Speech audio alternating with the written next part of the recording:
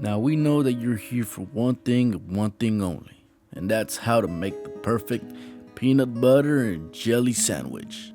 Now, you gotta listen closely because this comes into three essential steps. Now, the first part of the video is how we're gonna get you in the right track to get the perfect peanut butter and jelly sandwich before the very first step even commences. First, you need the bread. Secondly, you're gonna need a strawberry jam. And lastly, the peanut butter itself. Now, after you get all these things, I'm rocking the Nature's Own honey wheat bread. And you're gonna need to organize your stuff correctly. Now, pulling out the HEB brand, that's right, this is the best peanut butter for the perfect sandwich that you're gonna need. HEB brand, this costed me $5.83. Secondly, Hill Country Fair strawberry jam. I don't know what it is about their strawberry jam, but it's just hitting.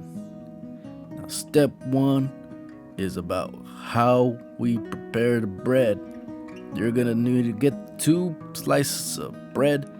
Don't get the first or the last. Mama told me that those are called whole slices because everybody touches it and nobody likes them.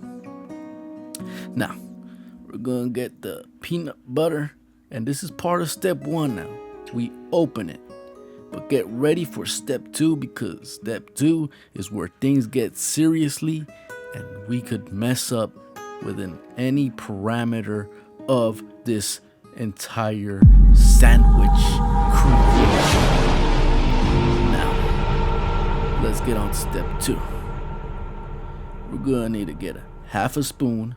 Now get with me here. Half a spoon of peanut butter. Why we get half a spoon is so we can evenly spread the peanut butter on half of the toast. Look at that perfect spread. And then we get another half and spread among the other half of the toast. Now look how perfect that looks. It's beautiful, magnificent. Now normally you'd wipe this with a napkin, but we want the jelly to stick onto the other side of the peanut butter, so we're gonna slide it right onto the other slice of bread. That's right. Now most people find that a problem, but as for me, I got my designated peanut butter and jelly jars, and I'm gonna mix this whole right in. Now we're gonna start mixing and matching, and we're gonna get the spoonful of jelly, and boom, we're gonna splash it all right in there. And I promise you, this is the way. Little slices of pulp strawberry in there, and now we got a beautiful looking sandwich. Let's take a look. On to the third step. This is very essential here. Now listen closely. A perfect sandwich cannot have any crust. Now I know a lot of you can say, I used to be a kid once. I used to not like the crust. Well, now we're adults and we get to choose what we want in our sandwich.